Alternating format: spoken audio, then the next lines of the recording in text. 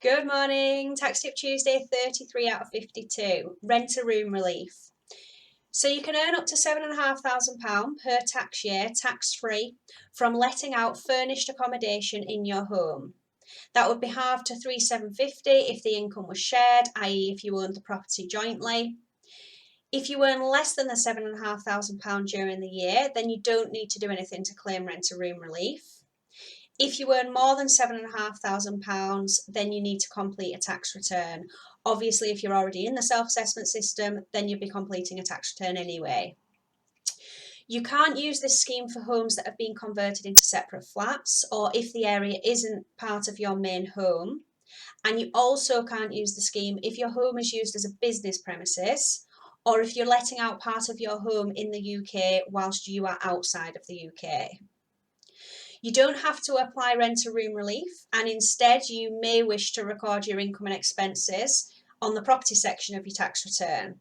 For example, if you made a loss, it may be wise not to use rent a room relief because the losses could be carried forward and then reduce your tax in future years.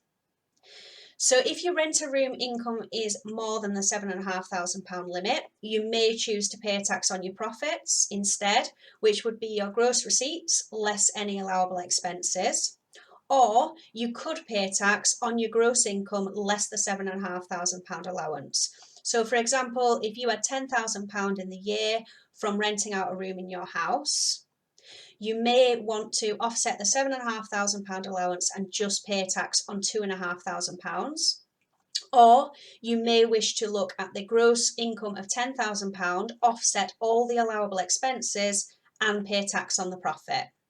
You can switch between methods each year to suit your situation, so long as you inform HMRC within the time limit. As always, I would advise you to speak to your accountant for help on working out which scheme is best for you. Have a lovely day, everyone.